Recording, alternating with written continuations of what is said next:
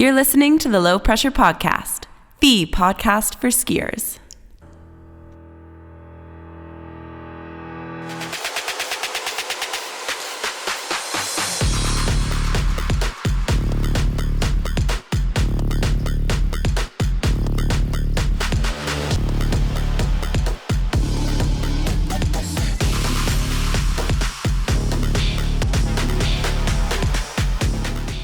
Hey man, so we made it. It's about noon, the morning after I have 3.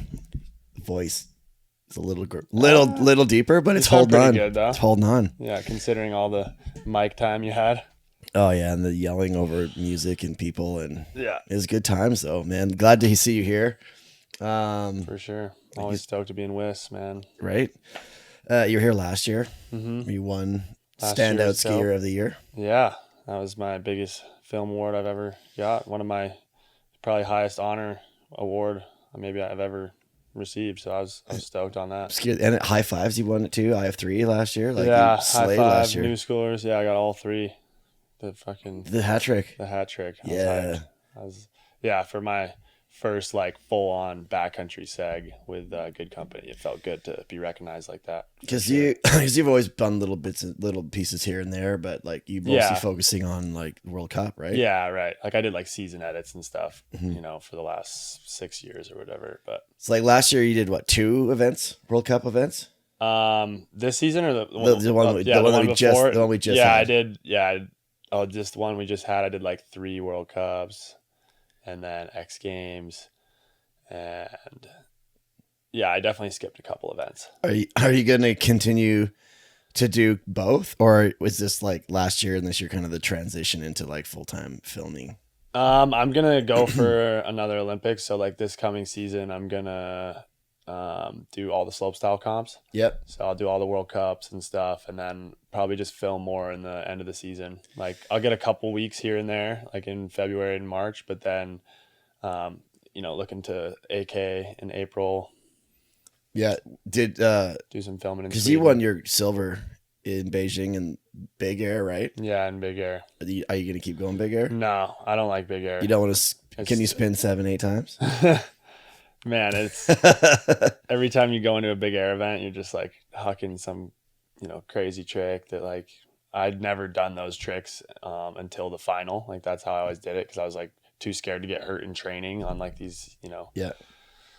Anyway, so Is it really it's not just really like- my thing. is I it- like slopestyle is way more of like an art form to me, and like that's what my true passion is like building a slopestyle run. So, I don't really want to go and risk, missing out on that and like riding POW, like just from going and trying to chuck some crazy trick on a big air jump. Like it's just not my thing. Yeah, I had Alex Hall on here last year, and I was asking him about like spin to win and like is it getting out of reach now? Is it getting like a little bit too crazy? It is for sure. Like some of the kids are just so good, and like they get so many airbag training days, and they spin, huge triple corks and double corks and stuff. But then, Alex started doing the bring backs, and then that's catching on, and there's some like really unique stuff going on. With all, like Nose butters are still a big thing. Like now the switch tail butters are coming in. Like people are doing like switch tail butter dub misties and shit. And it's still Tormod. Yeah, Tormod just did one of the sickest ones. First one ever done on that, I think, in comp. It's still so incomprehensible to me. Like I see it, The I'm level's like, insane, how dude. does that? The even- level's insane for sure. I have trouble Like, jumping down a flight of stairs. and like I think if I was like younger and like I'd still be pretty hungry for it, but like I'm at the point where I'm just like I see, the more risk and the more impacts I'm taking, like it's gonna take away from the stuff I really like to do. So I'd rather just focus on slope and POW and the stuff that I really enjoy. Yeah, right. Yeah. So you've had 2 good seasons. Proof was dope. Thanks, bro. The film you have this year. stoked. When is that out? November 12th is when we're planning on releasing it. So coming up here. All right, sweet. Good to yeah. know. I'll send me out November get 12th. your guy to send me all the assets and stuff. Cool. Pump That'd be it up. sweet. Did you get your posters? Yeah, I did. Yeah. Yeah. There's a stack of posters. I signed a few of them only. At the end of the night, there was like some families that wanted. It was funny. There was like no kids that showed up. Yeah, it was shot. We were kind of wondering about that. We're Yeah. trying to get the kids out, but you never know. Yeah. It was a good festival this Off-season year. and rainy. Yeah. We love But it was sweet. Yeah, we love having shit guys. Like stoked. we had a good turnout this year. We're Yeah. stoked that you came out. I was surprised Maggie came out. She just wanted to hang. Yeah, that was sweet. Yeah, a lot of people came out. But yeah, the film was rad. You'll be proud about Had a that. lot of fun for sure. Yeah. Do you think We're that? stoked. So when's the next limit? Where is it? It's in Italy? It is Italy. Yeah, in Cortina. 2026. Mm-hmm. So is this year the qualification year? Not really. No. Like if you win the overall World Cup, like you get pre-qualified, but that's the only way you can.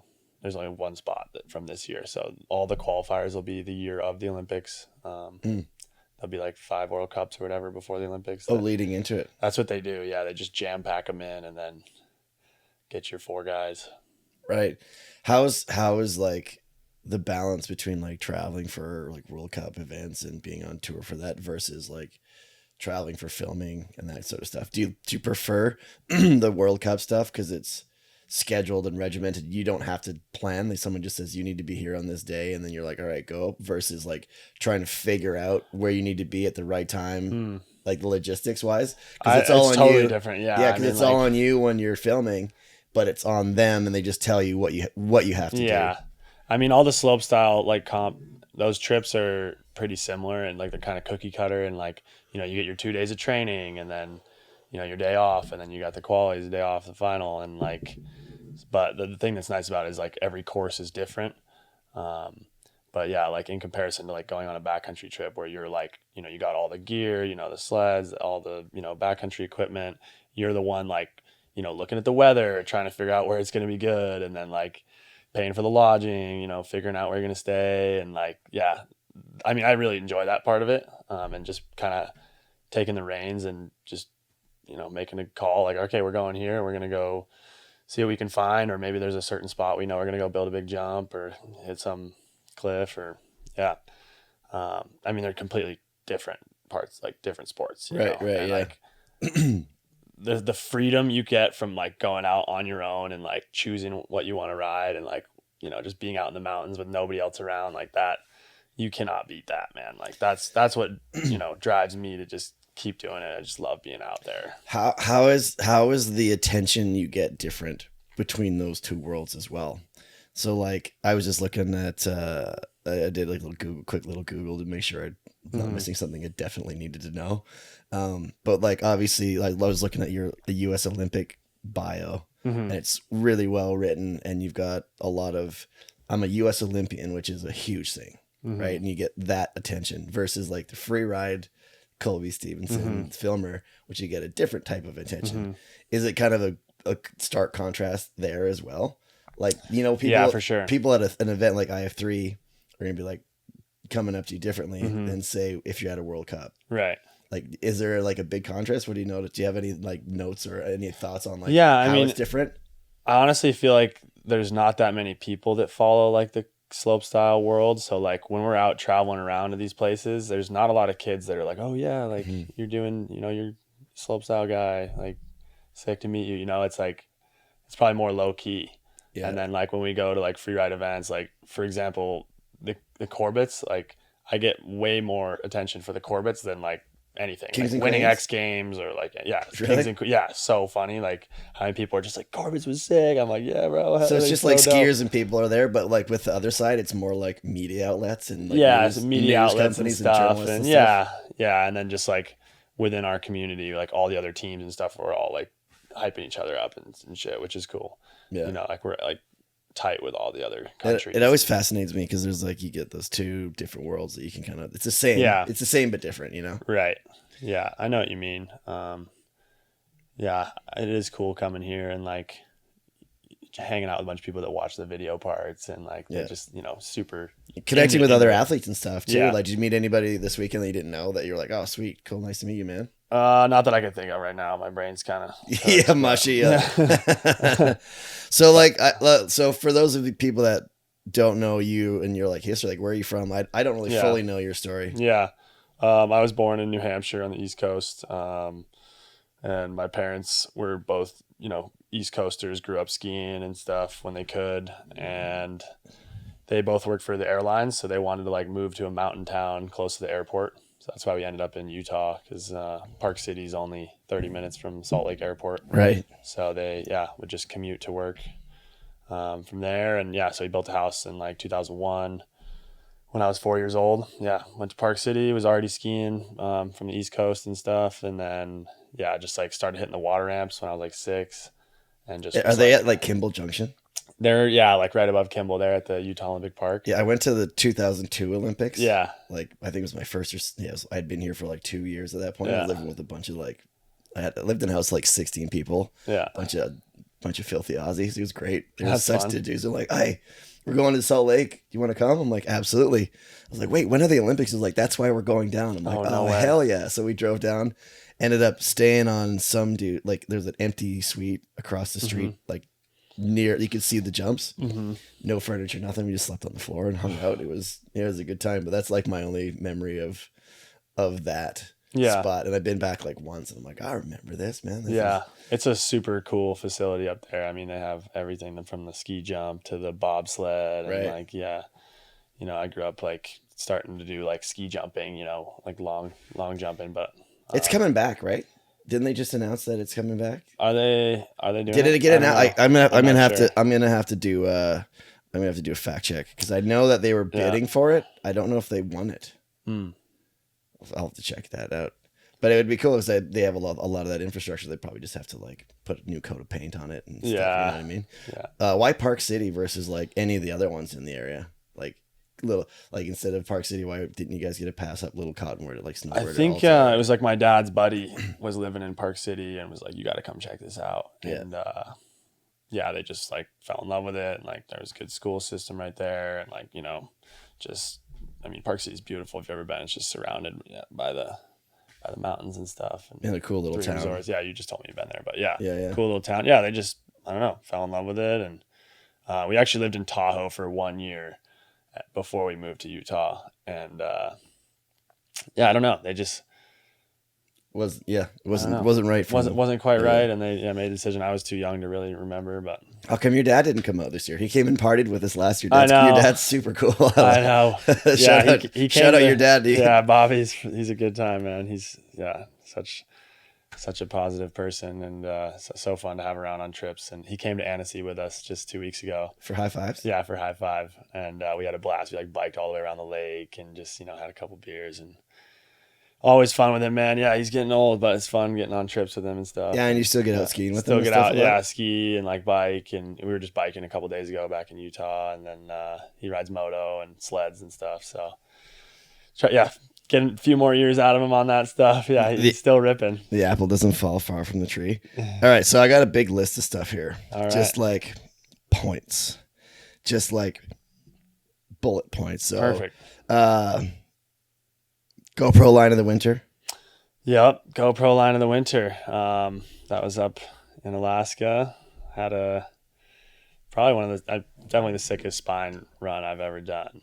And I remember that day we rolled up to this zone and it was just like the holy grail of spines, just like probably 5 prominent lines, like all starting from one point and just kind of like going out like this. And we rolled up and like there was one prominent one in the middle and we were all like, Carl, Finn and I were all just kind of like chomping at the bit. Like we all wanted that line. So we did rock, paper, scissors. And I actually lost. Like I was like 3rd choice. And I remember just my blood was boiling inside, dude. I was like, fuck, like I want that line so bad. And then ended up like choosing like a slightly smaller looking one. Still pretty full on, but it had like this like knob on it, like a pillow in the middle of it. And I was like, damn, I wonder if you could like air off that. Anyway, moral of the story, like ended up being the line I definitely would have wanted to ride on the whole face. And yeah, just like that stuff is so steep, man. Like you can't even like when I was riding it, I was like, I don't know if I can ride it, but I'm just like so in it, like you're just committed. Yeah. But you're like, part of you is like, is this possible right now as you're just like doing it? But yeah. So when you're getting in, it's so steep and it rolls away. Yeah. It just rolls and right you, over. And you're like, I have to trust that I know this goes. Exactly. I've stared at this for so long. I've looked at this photo for like the last little bit. I checked it right before I went through the run in my head. Yeah. And then you're rolling over it and in the back of your mind, you're like, you're like, whoa, What am I doing? Does this go? Does this go? Like, is this? Yeah, exactly. Like, is this going? I'm like, it looks like it goes. Have you ever got to a spot where you've had to like pull out? Dial back? I mean, well, that's the thing in Alaska. Like, once the heli drops you off for your line that you chose, like, dude, I'm not gonna like call and be like, come pick me up, you know? well, yeah, because there's that fine line, right? It's almost like it's like the ultimate peer pressure. Well, that's like if you're like, I can't do this. Would you be comfortable at this stage to be like, yes, no, I can't do that? Yeah, if something weird happened or like I just like wasn't feeling confident, I would just not do it. And because that's when you get hurt. Yeah, and do you pay attention to that like inner monologue where it's like, when something seems off? Mm-hmm. You have to. A lot of times is like, have you had moments where you didn't listen to that? And this year, bro, filming proof. Yeah. So we were a week into filming. We started in February, and I got my 2 ender clips in my movie were the first clips I got of the season, and then we were like skiing some other cliffs and stuff, and then we went and built this huge gap. I named it Valentine Gap because I hit it on Valentine's Day. And just had like this crazy in run. You'll see it at the end of my film. It's just like tiny wings, like course, just and then like a really sharp left turn before it. And it was like probably 110-foot gap. And yeah, I had a nightmare that night before I went up and hit it on Valentine's Day. And I was having all these crazy bad vibes and stuff. And then when I got there, like the sun popped through and I just was like, oh no, like this. I did a couple speed checks and I was like, this is going to work. Like, hell yeah. Like, kind of just ignored all those feelings and just went biosev blunt and came up short by like 5-10 feet right on my butt.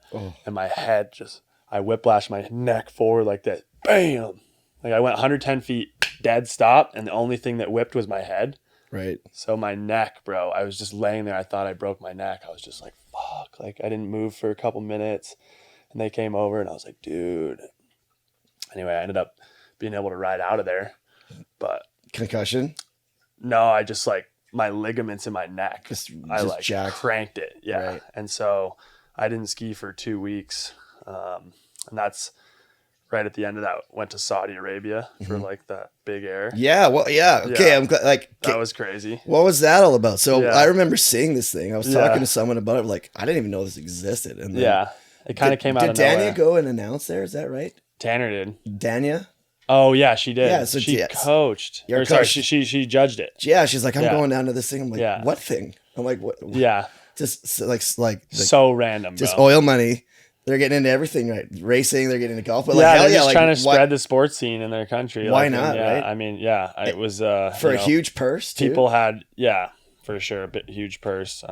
People had a lot of different views about it and stuff, and like I know. For us, it was just like a cool sport event, and like we didn't really feel all the political issues. There's a lot of like social political issues in the background, and people are like, well, why are you going this? You're supporting this nation. Exactly. And your mind, you're probably just like, dude. We didn't even really know about all that stuff before we went, and then it was like we got there, and it was like all these articles were getting sent and stuff, and we're like, oh shit, like. But at the same time, I'm just a skier. Yeah, man. literally, we were just there to like go ski and have a good time and like show our sport to people who have no idea what we're doing. Like people were freaking out. People were like, "What is that?" And compete for a cash prize. Yeah, like, this is your exactly. job, right? You make your money by trying to. No, and I kind of saw it. It was perfect timing with my neck and stuff because I was like, "Oh, I can just go and like hit the jump a couple times," but it's pretty much just like a week off, like another week to heal, and maybe I could go make some money. Anyway. It was a dope trip. We went to the dunes. We like ripped ATVs and for real? It was sick. What was this? I don't even know if I saw a picture of the setup. Yeah, it was just a scaffolding, big air jump. Yeah. And what's crazy was like a sandstorm came in, like not a full on one, but like it was like windy and sand was coming from the dunes and like caked the jump. So then the snowboarders couldn't. Their event was canceled, and then ours was the next day. They like blew all new snow. And we had to spend 6 hours before the comp spreading the snow on the whole jump. Yeah, everybody did. Yeah, all the riders. Oh, really? We like willed it into existence because like there was 6 French guys that were building it, and like they did all of it. And then it was like there was no way they were going to get it all done before the comp. So we all just picked up shovels and just. And you're like we grew up digging jumps. And then that's how we got here. We right back to our roots.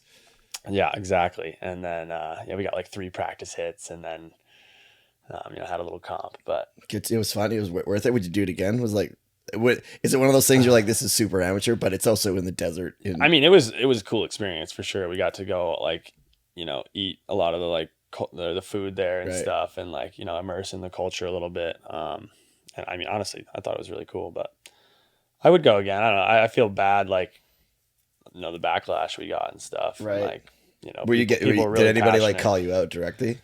Yeah, people were like DMing me and shit. Like saying, people that you know? No, not people that I know, really. I mean, Twig wrote like a crazy article on News Schoolers that was like, I remember that was pretty gnarly. Yeah, I remember that. I didn't appreciate that. But if he wants to bash on the riders for being riders, like, yeah. And you know what? Like, as a I guess a journalist, that's kind of his opinion. He just was looking for clickbait. Honestly, is what it seemed like. But yeah, I mean, did you talk to him about it? I haven't talked to him. I haven't seen him. I definitely would bring it up if I saw him. But it is what it is. Everyone's gonna have a point of view, and yeah, sure, probably shouldn't be, supporting a country that's but at the same time, it's like, are you a political figure? Like, yes, you're like a medal winner for your country, but are you a political figure? Are you anything more than a skier? You know what I mean? Yeah. Anyway, and like just saying, like, is it your responsibility to live up to someone else's beliefs? Right. Do you know what I mean? Like, you're living your life. You know what I mean? Yeah. So that's an unfortunate situation. Yeah. But what are you gonna do? People forget about it. Yeah. Actually, So, question about it, like, you whipped your neck. So a lot of people may or may not, but you had a pretty brutal truck accident in 2016. Yeah. A lot of news about it. I'm sure you've talked like 100 interviews about the same sort of thing. Yeah. But basically, just to summarize, like, you broke your skull in like 30 places. Yeah. The roof of the truck like crushed when we rolled, so it like broke my skull and my neck and so the question, eye socket. You get the scar there. Yeah, I got a good scar here. Yeah. But like the question I was wondering is, like, say, when you're talking about like whipping your neck and stuff like that, is there any like residual stuff? Yeah, I mean, my neck's definitely my weak point now ever since the car crash, because just being in like a neck brace for like 6 weeks or whatever it was, I lost all my muscles in my neck, so it just atrophied, and then like it kind of lost the curve in it, so it doesn't have as much suspension. So it's like my head's like a little more forward. Anyway, I'm getting it back, but when I crash like in the Pow, and like I end up whiplashing quite a bit, which is scary. But this one was like by far the worst whiplash I've had. Yeah. And I don't know. I didn't even go to the doctor or anything. I just like was chilling, just trying to see how I felt. I was too scared to go to the doctor, dude. I was like, right. You didn't want to hear. I didn't. Yeah. Like if I knew my ligaments in there were like torn. Maybe not. Yeah. Like torn or like sprained, or I don't know. I was just like, this is crazy, and I need to see how I feel after a week or two before if it didn't get better in like 2 weeks, I for sure would have gone in. But I had only filmed like 3 clips at this point, and I was just like, I could not live with the idea of like not seeing this solo project through. Like, I finally got a budget from my sponsors, like, make this solo project. I was like super hyped, like hired my 2 buddies that I grew up with to film, and like had all these plans and shit, and like So was the budget based? You think you got that budget based on the awards you had from the year before? Like, that's it definitely helped. Yeah, for sure. And I just told them I wanted to do like a full on project. I want to, get enough money to be able to go up to Alaska and like, hire filmers for a few months, and like, I want to do it right, you know? Right. And, so yeah. And then you're like, monster. You're like, I'm not screwing this up. Just eat some Advil and tape it up. Dude.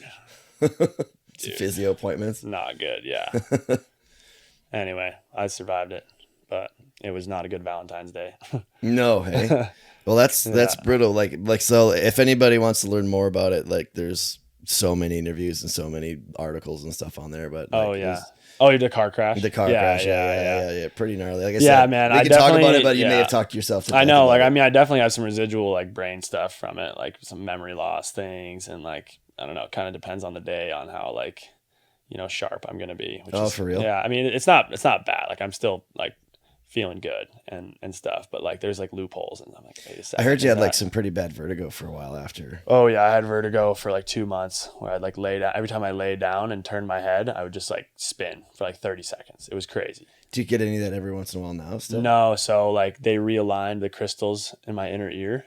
You know about those? No. Yeah, we all have like crystals in there in your inner ear, and that's like what, is your equilibrium and like part of your balance. and they can get out of alignment. And then you go to like a ear, nose, and throat doctor, and they can like do a series of like head moves to realign them. And I did that, and it was like a week or two later, it just like my vertigo went away. Perfect. It was sick. Yeah, because I was like, dude, I didn't think I was going to be able to do a backflip or some shit really? like, ever again. Because I was like, I can't even lay down without just like going into a vortex, you know? That's wild. When you said crystals, I was thinking like lady with like some sage, smoking some sage around yeah, you. yeah. Like, but no, we have literally like there's crystals in there and shit. It's great. You should look it up. Wild. You should look it up. I might just. It's pretty cool. All right. So you mentioned Finn. Yeah, Finn Bilous. Good brother. Yeah, Finn Bilous. Good dude. Really good dude. Yeah, I know. That you're on your trip with. And I heard that you're a good dude to, go used car shopping with. Oh, yeah. Yeah. He found this old Ford Explorer. Dora the Explorer. Yeah. It just happened to be like right near my house. We like went to this old couple's place, and they've had this car for so long. I don't know. It was like a 2007 or something. It was white 2007 with like brown tan leather interior. Dude. Like I've been in it a few times. It's a great They invite vehicle. us into their house, and we just end up like chilling, like drinking champagne with these guys for so long. And they're telling us all the stories about the car and where it took them. And he was all hyped. He got such a good deal on it. I think it was like $4,000 or I can't remember. It was like, ridiculously good deal for that truck. And yeah, man, Finney was mobile. He spent some time out here in BC, and then in Salt Lake as well. And I got to spend a little bit of time with him like a year before last, the first year that he did the tour. And he was like, check it. I was like, this is a sweet ride, man. It's like, where'd you get this? He's like, he told me this story. He's like, He's like, this old dude that you're like, come celebrate with champagne for funny. Sell the truck. They were sad to see it go, but they were like, I'm glad it's going to someone that's going to put it to good use. And you guys just hung out with those. Yeah, dude, it was hilarious. They were sick. It's an old log cabin they had. My neighbors kind of just a mile up the road. Perfect. So Finn on the Freeride World Tour for a couple years. First year he went in and started doing things that they didn't really understand. I think that first year he was trying to basically skied well. Yeah. And I saw him have a lot of conversations with judges and people within the thing. Because I think he was trying to understand what they wanted. And I think he was also trying to explain to them what he's doing. Because I think he got judged. Dude. Incorrect. I think he got judged. He's just so smooth. I think that he gets underscored. He did. Like, cause it's like, he makes it look so easy because he's just like so smooth and like so light. But that was the first season, and the second season, his last three runs were mind-boggling. Like doing things that nobody's ever done. No, finally, like getting the recognition he deserved, and like for So how hard he's pushing it. So he ended up doing that, and I don't think he's on the tour this year. I don't think he's. I think the list came out. I didn't see it. I haven't chatted with him yet, but but he's got the Red Bull helmet now. Like for one of the nicest people you'll ever meet. He's a smart kid, man. He's super artistic. I'm excited to see what projects he cooks up, because I think that's what this new opportunity is really going to do for him. Is going to allow him to have the that budget resources and the resources pursue some of these ideas he has. I can't wait to see what he does for sure. It's gonna be sweet. Have you ever thought about getting a wild card or competing on the tour? For sure. Yeah. I've talked to them a couple years ago. I was actually in Verbier for the final, and we were like, I was like, can I get into this thing? This year you were? No, it was like a couple years ago. I can't 2 or 3 years ago. I just happened to be in Verbier for like 2 weeks, like right when the final was happening, and then I think. The comp didn't even happen. It got canceled. Oh, it was COVID year. I'm thinking COVID year. Oh, it was COVID year? Yeah. I remember because it was like all of a sudden like the U.S. borders were shutting down. Like, right. My agent was calling me. My mom was calling me. You got to get back home. And I was like, what? Like. Yeah, that's right. I was there. So I was out there with the tour that year. Yeah. And I was in Austria after the Austrian event. Yeah. And I was hanging with Eric Jacomi and some of the crew. And they're like, the Italian border, Italy's going crazy, and they just closed the border. This border just closed, and then someone was like, "You should probably get out of the country because you may be stuck here for a while." So I ended up like grabbing my shit, throwing in one of her friend's cars who was driving to Germany, and ended up just getting out of there. That shit felt like a movie, bro. It was like apocalyptic, right? Like I was like, is this really happening? I need to escape the continent and get home. Like from the time people started talking about it to like the time like 5 days. everything shut down was it was crazy. 5 days. And then dude. Anyway, crazy times. But I think down the road I'd be like super keen to do some big mountain comps. Have you done many before? Nah, No. I never have. But it seems fun. I mean, sending it into choppy like hard packed snow is not seem fun. Like that's the part where I'm like I could care less to go like huck myself and like make like into bad snow. And you don't really need. That's why I like filming. Yeah, so we only film when it's good snow. You don't really need to do it, right? Because you've got this other shit going on. So it'd almost be like it's just a challenge that I want to take on. Well, it's like it's sad because like if I got a wild card and then it was bad conditions, like I just wouldn't try that hard. Like I wouldn't put myself at risk because I want to survive the season. I want to like be ready for the summer to do fun stuff in the summer. Like that's like where I'm at. Yeah. I just like to. You're just like I don't need it. Yeah, I'm much. I mean, but if it was good snow conditions, hell yeah, I'd go fucking all in. And Now, do you think doing something like that would like level up your filming skills and stuff? Because you look at the boards are out. Circle of Madness with Victor and Marcus Eater. Yeah.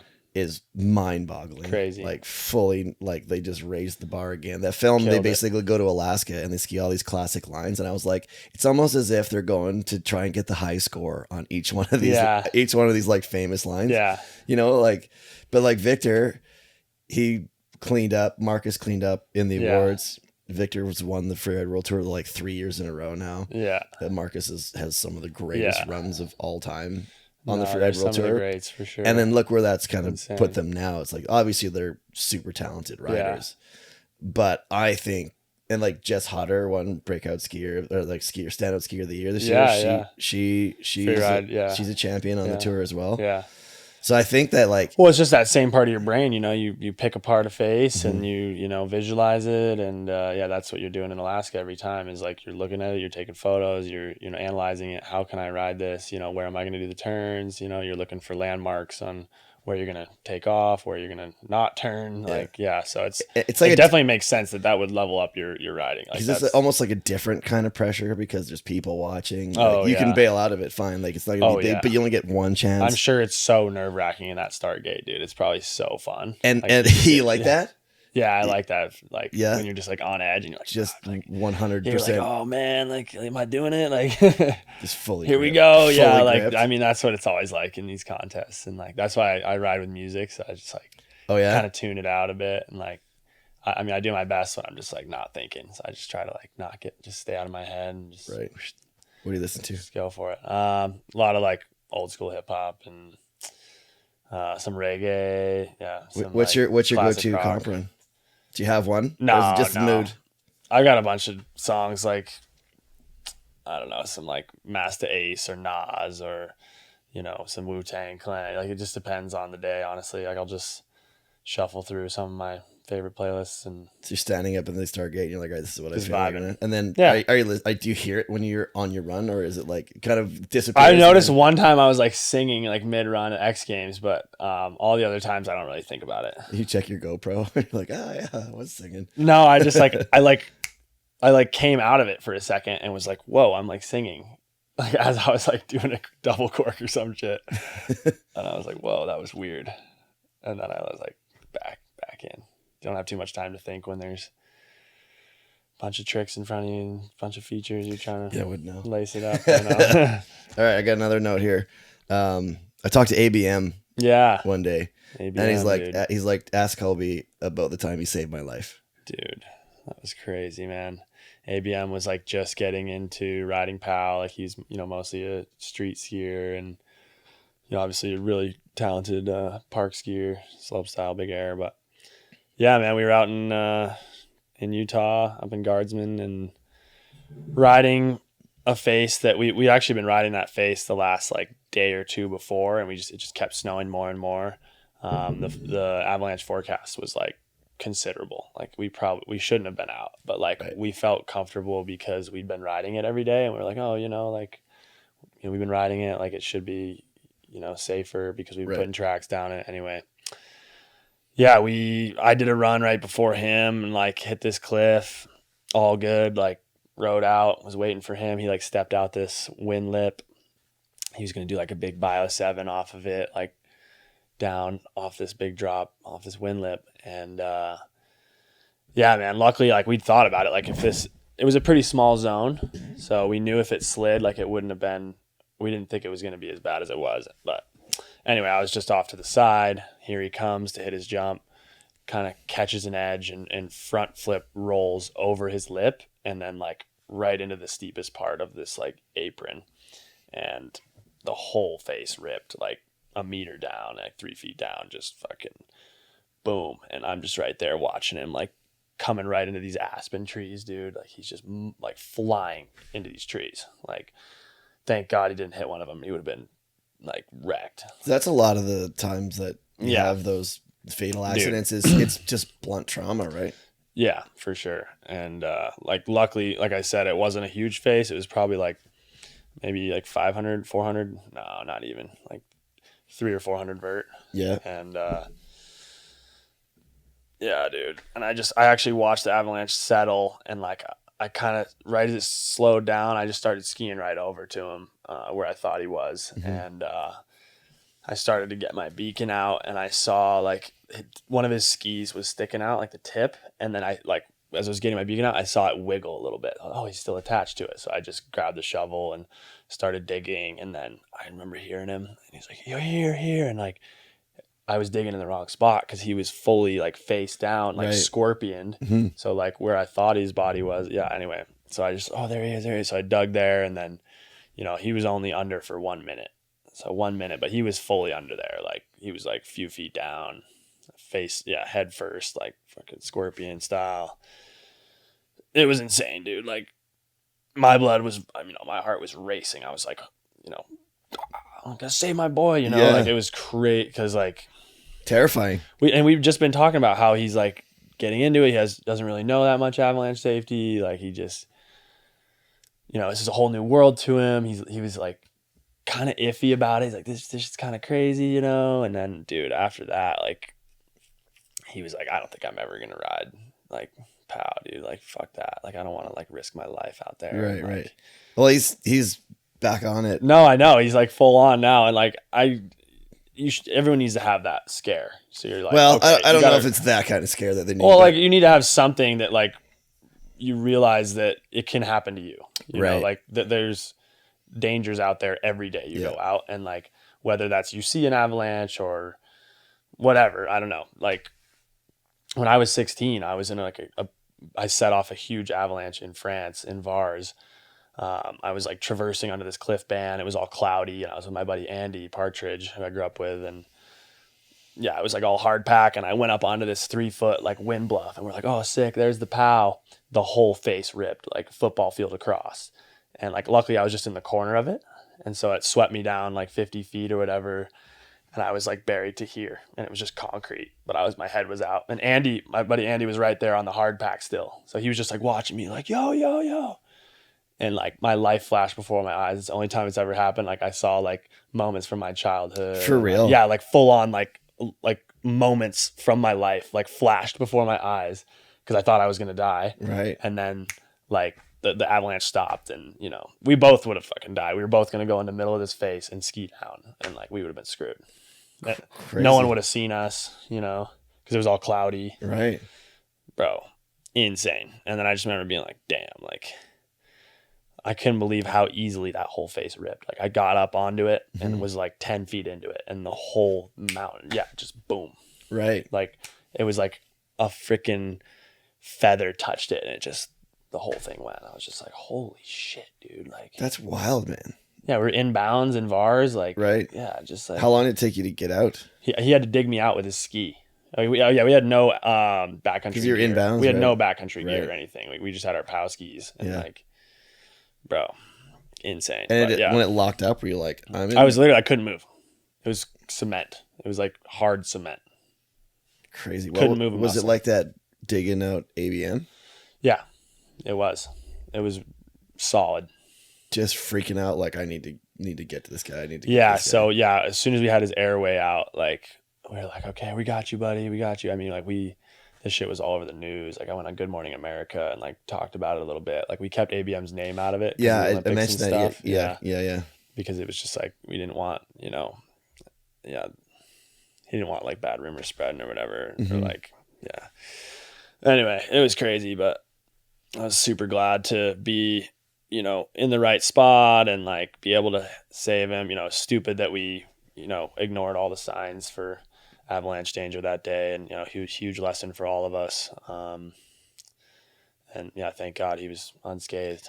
Have you done much? Like I know through like TGR does their camp at the beginning of every season. I know a lot of a lot of different brands too and stuff too. Like I actually organized a big one we did with Utah Avalanche Center. Oh yeah, with me and like how many we have, like 15 homies, something like that. Just start of last season, so it was sweet. We went out, we did like 3 days.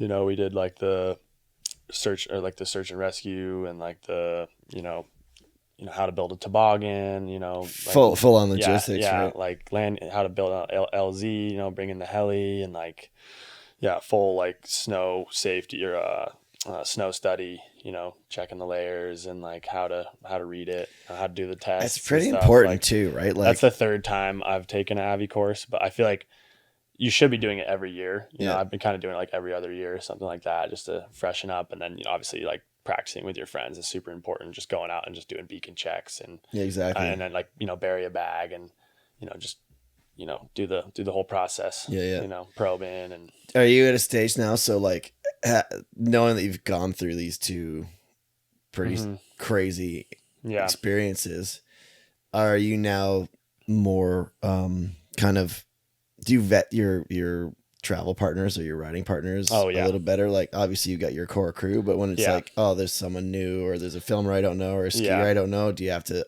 like, are you hesitant or are you like, I got to know this guy knows his shit? Yeah, I don't really go out with people that don't take or don't have avalanche safety or like knowledge. And do you like and like when you work with people that or whatever, maybe hadn't worked together or like you get together with like, I know who this person is, but do you actually take the time to be like, yo, what's up?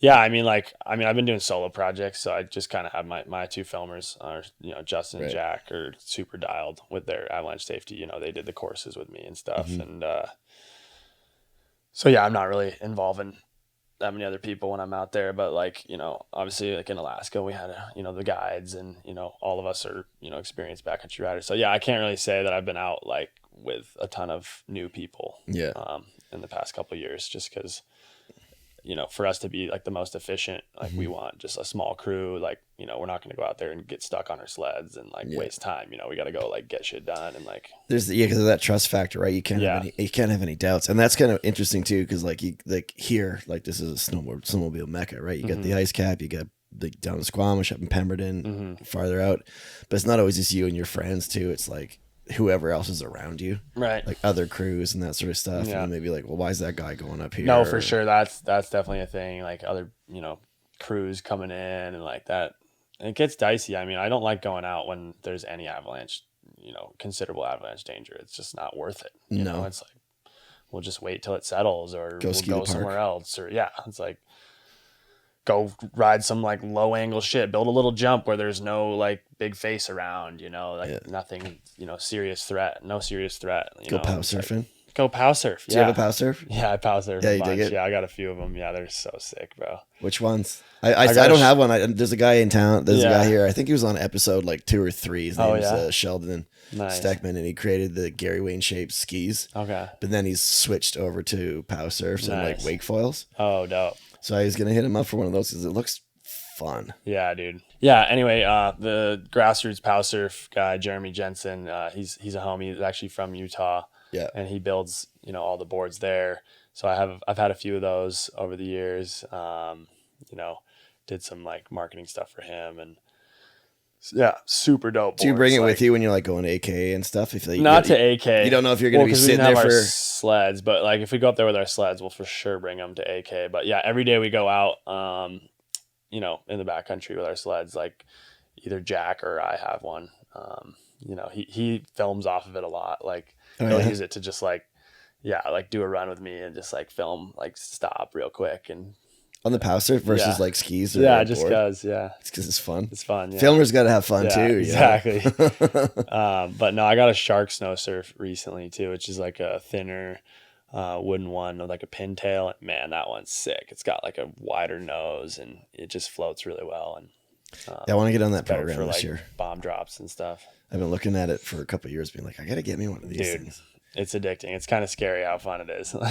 Right? Yeah, there was one season I had a hurt shoulder, and I think I got like 20 days in just pow surfing. Like, Really? Yeah, just sledding and pow surfing. What's the sled zones? I've never been down to Utah, but there are zones there. Are there? Yeah, there's zones. You know, closer to Park City, you know, on the Wasatch front, it's not like a huge area, but there's like good riding, but you gotta like, it's pretty technical, you know, there's like a lot of trees and like right. valleys and like tight, you know, steep canyons and stuff. But you can, if you know where to go, you can get some pretty good riding in. And then out in the Uintas, which is just like 20 minutes, you know, the range that's just east of Wasatch there's like hundreds of miles of riding, just open. And is it better just for terrain. like snowmobiling or like for Yeah. sled skiing?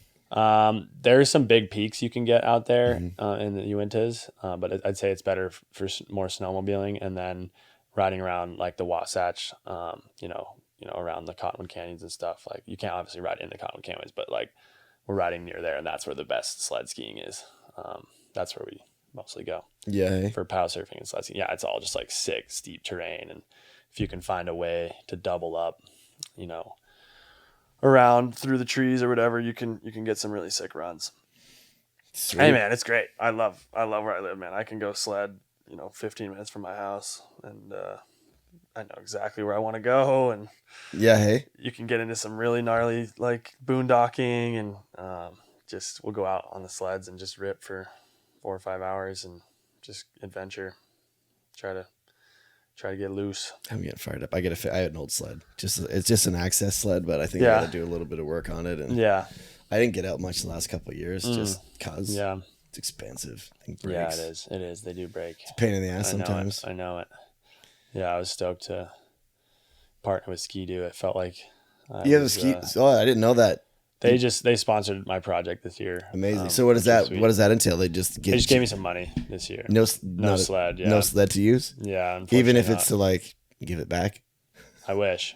Yeah, we're working on it, but Hey, industry's tough, man. step in the right direction though. For sure. No, I was stoked, and I hope they're stoked with what we came up with. And yeah, man, it's cool to be realizing that. Does- I mean, for does- sure, I've been riding Ski-Doos for a long time. Does 10 years. does Monster have and I know this is kind of off topic, but it kind of relates back to what we were talking about before.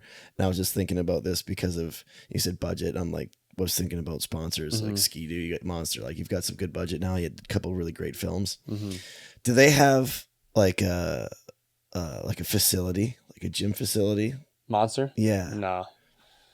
No, it's not like No, Not like not that. not like a central part for like like a hub, like an athlete's hub or anything like that.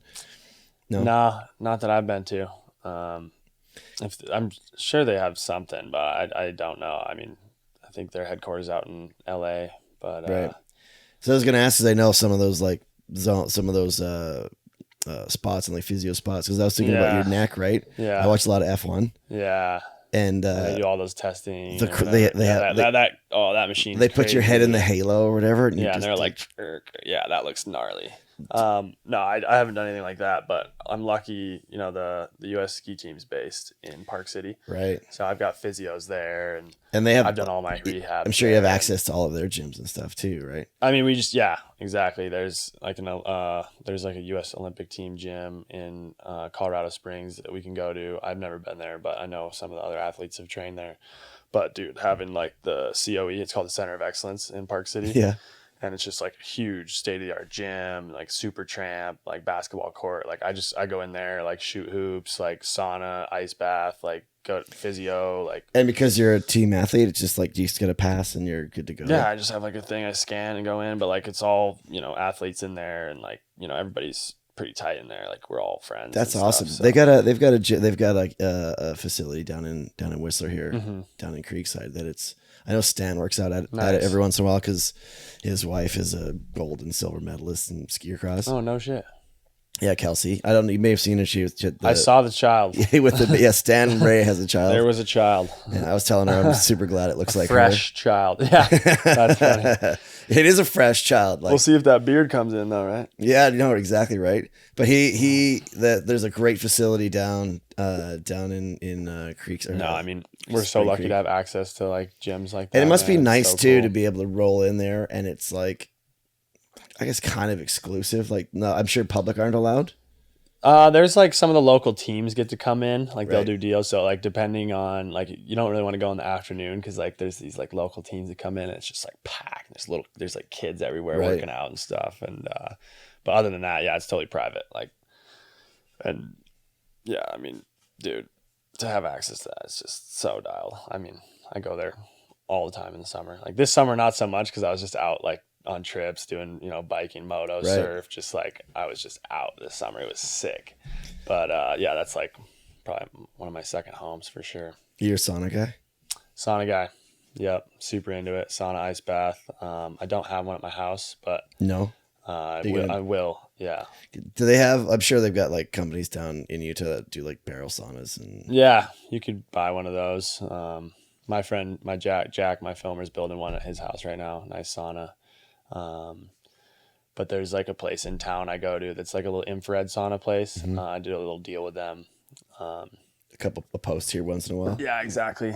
Pure sweat and float in Park City, and you go for like 45 minutes and crank that thing up to like 175, and I just go in there and stretch for 45 minutes and just like fully just come out a new person, Yeah, it's rewire amazing. everything. I'm all about the sauna. Flush it out. Yeah. All about the sauna. There's that. So the spa that you're gonna end up going to after this. Yeah. Scandinav in town. Scandi spa, dude.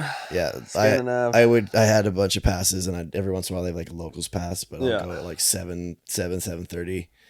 Stay for a sauna, cold plunge, chill, sauna. If I have time, a cold plunge. If I have time, I'll chill again, or I'll just leave. Yeah. It's like feels like $1 million. Yeah.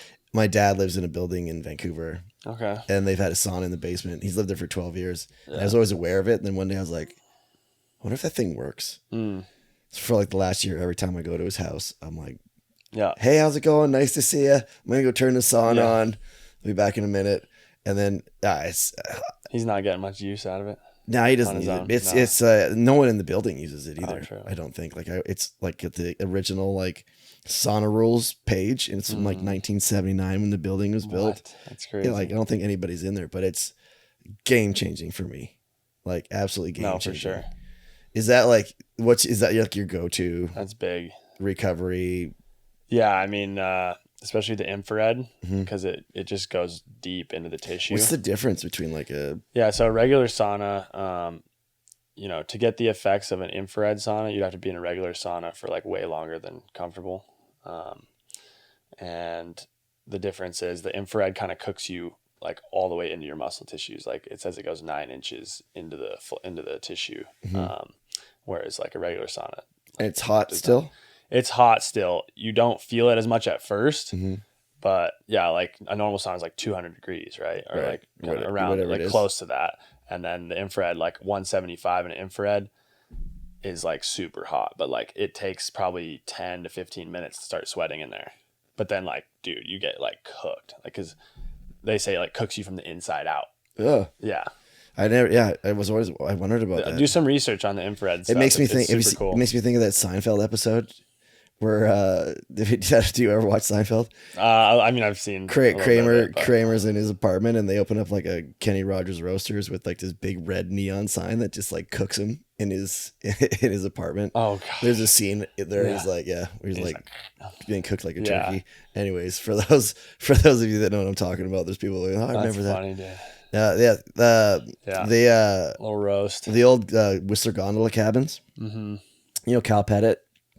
He started building saunas for people that like when they swapped over the gondola cabins, they auctioned them off for like charity or whatever. So everybody, you'll drive around town, you'll see the cabins in people's yards all the place.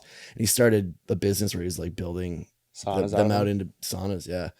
So That's cool. I'm kind of keeping my eye out to see if Repurpose. whenever it comes up for sale. Yeah, that would be rad. Yeah. Right on. Well, what do you got going on for this season? What can people look forward to? Yeah, man. I think I said at the beginning, I'm doing a bunch of slopestyle comps this year. Kind of film a little bit in February and March, here and there with wherever there's snow. Going a couple quick trips, but then looking towards a new project for April and May. Going to do like AK to Kimbo sesh, and that's kind of the main idea for it, and just show the contrast and the similarities between the different, obviously sides of skiing. And in one project, not two. In one project. Oh, so, sweet. Yeah, it should be kind of different and fun, and see like what kind of tricks I can bring, from Kimbo to AK and like crossover. Do you find so I watch a lot of comedy and stuff, and I listen to like comedy podcasts where they talk about their process of like, you got to go to the comedy, you got to go to like a nightclub and like work out your set. You know what I mean? Like you got to practice and figure out what jokes work and how they work and what kind of order they do. Yeah. Is like an event like Kimbo sessions or like say Jib League or one of those other, fun little events that are popping up. Is that kind of the same way? So for a comedian to like practice their craft in these small clubs in order to take it on the road, do these big specials, is it kind of the same with skiing and like tricks and stuff like that, where you go to like a Kimbo sessions and you get a chance to like work shit out and invent stuff and try stuff and then be able to bring that to the World Cup? Yeah, for sure. Like just, the features there, the Kimbo roller, the infamous Kimbo roller is where all these like crazy new tricks are going down, because it's just has this, unique, floating like roll and like super steep transition. So like learning tricks there is really safe, because if you fall, like, the landing's steep, so you're not going to have a lot of impact when you fall. And but yeah, that's like a place where you go and you just kind of let your imagination run free, and like you won't even plan these tricks, but like as you go, you'll be like, oh, what if I could do that? Or how can I, add this? Or it's like a trick incubator. What way? Oh, can I hit that feature a different way? And then like, combo these two tricks like into one, and it just like, it's infinite, the things you can do on those features. And then, once you like do something new or, find a unique trick like that, then you take it to, like you said, a World Cup or, into the backcountry, and how can you apply it? Like you're kind of looking for the right feature for it, or, but yeah, all the inspiration does stem from Kimbo Sesh. And I can honestly say that in the 7 years I've been there, that it's had a big part in my like creativity and like, just how you approach your comp runs and exactly. how you shape your like professional skiing. Yeah. Right? And how I want to ski, like, that's like, I get there at the end of the year and, there's nothing after that. So it's like, let's go all in at Kimbo Sesh, and it's slushy, and it's like, all right, like this is where I'm going to learn the most tricks. And I go there and I learn like a trick every day. Like it's crazy.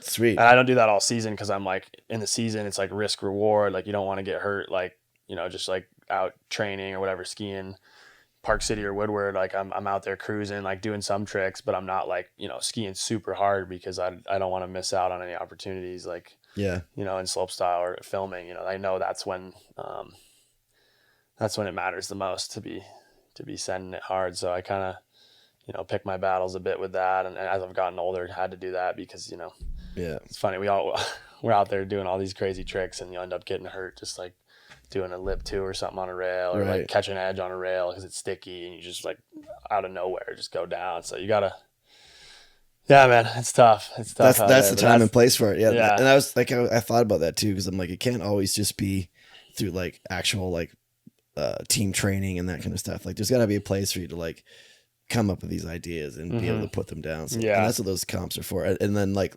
we're just about done. What I wanted to ask you is with this too, and I've asked a bunch of athletes this, is something I'd like to see in like comp skiing. As I mentioned, like the spin to win, like every year it seems to get crazier and crazier and crazier, like more out of reach. What would your thought be if like, say maybe FIS or maybe a different organization put together a comp and then put like a governor on certain things, be like, this is a 720 competition. We've talked about that before. Who can like limit it to a specific trick Mm-hmm. or limit it to like a certain amount of spins, Right. and see what kind of creativity can be brought out with those limitations.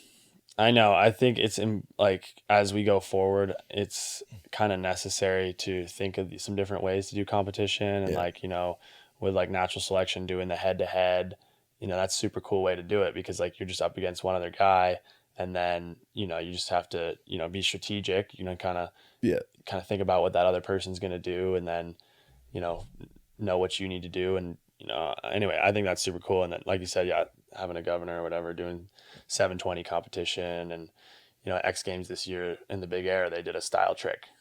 And that was because we all brought it up. We're like, that could be kind of cool. Yeah. Like, what if your opening jump is your style trick, and it's scored out of 10 points? Yeah. And then that's added on to your other 2 scores that are out of 50 points each. So it's just like a little bonus. Yeah. And I think it went pretty well. I mean, it's something cool, you know, like it is pretty crazy to think like there's people that can do triple corks that can't do like a cork 7 blunt or like a cork 5. Right, like, right. It's like they go like, all for it. They all for it. But but then you like kind of miss the whole other side of skiing. That's like the art, like the style, like, you know, the expression and doing little things, you know, like a zero spin, how cool that is. Like how many people can do like a really good zero spin, you know, like I'm sure there's a lot, but like there's a lot of people that can't too, you know, like, and then make it like look really smooth and tight, like Jossie Wells or Tom or something like that. You're just like, oh, is he even moving? Like, you know, exactly. like, that's something I think about all the time. Cause it's for someone like me, like I know a lot and I talk to a lot of you people, but just witnessing that, just the physics alone is like, I don't know if it would inspire people, or if it gets to a point where it's so wild that it doesn't anymore. Yeah. It is at a point where it's like people that aren't like skiers, they don't know what's happening. Like you said, even people that are skiers, like the level is just like, what was that? Like, I don't know, you just did like 3 flips and a bunch of spins, or like, why was that guy's better than the other guys? You know, it's like, and that's what's hard about our sport is it's like not relatable to, you know, the general public. And like, maybe that's why we don't have as big of a fan base, but, I don't know. I mean, it's super unique, and like, it's, I mean, the cool part about it is limitless, you know, it is like endless and up to all of us and our creativity and however you want to express yourself. And that's why free skiing is dope. That's why we all fell in love with it, is because like there are no rules. There are like, you're just like creating it as you want it. And that's what's so special about it. But yeah, like that's how it goes, man. Progression just is like a never ending curve. Yeah. And it'd be cool to see the progression maybe split off a little bit, and like regress a little bit, and then see what you can do, see what things you can do that are new with something that we've always done that we've just kind of almost forgot about. What if there was a slope style comp where it was like no double corks? Or like you have to do like single corks, like no 2 flips. It would be amazing. Like look at the knuckle huck. One of the coolest things to come out of skiing in the last 10 years is it's like, you know, could do so much more with knuckle huck too. Like imagine like its own roller, like a huge like volcano type thing with like rails and like cutouts and like wall, like, you know, wall options, and like kind you of can hit it from all these angles, kind of like a 9 nights or whatever, right? Yeah, exactly. But like, you know, just shape it. Instead of just like a flat knuckle off the side of the jump. I mean, I think you'd see a lot more creativity with it, which would be cool. I know there's some people here. I hope it goes that route. I know there are people here that were trying to lobby to get one for WSSF this year. So we'll kind of see where it goes, but that'd be cool. That's interesting. Like I like hearing that perspective. So yeah, we'll see where it goes. And I think that's, in my opinion, I think that's kind of a route that it should take. Yeah. And like, I think the more people we do invitationals and stuff, and that's where you can really like, you know, bend the rules a bit. And like Jesper Chater's event, the Unrealistic, he had a super cool idea. I mean, obviously the rails that he made are crazy, but it's like 8 rail sections and only 4 of them count to your final score. So you can actually like fall on the rails. But, as long as you get 4 of those sections, like with a high score, like that's your. So you can like pick your 4 best rails. It's like you do 3 runs and drop 1. Or you can pick 8 rails. You get 2 runs, and then like get 2 runs to try and land 4 sections out of 8, it was sick, man. It's super fun because it's just like, you know, it's not the same pressure as like, okay, I got to land everything perfect in Yeah. this run, you know? And, That's cool. It's to see where the kind of this creativity is, and I think it's gonna be more and more like, as you said, those Kimbo and all these invitations are a lot more of them popping up because I think the people are kind of pushing, not pushing back, but like let's do something that's more fun, less stressful. I don't know. Well, right on, man. I know you got to get rolling. You got to head back to the States today, and you go hit the spa beforehand. Yeah, I think we might hit the spa. Sounds super nice. Appreciate the pass there, and also, just gonna go bike in Bellingham for a couple days with Jack. We got our motos and our bikes there, and then, dude, I'm premiering my film in Stockholm next weekend. No way. Yeah, bro. Anyway, appreciate it. That was a good time. Appreciate you, man. Yeah. All right, take it easy. You guys know where to find him, Colby Stevenson. If you don't already, well, you're missing out. All right, thanks everybody. Yes, sir.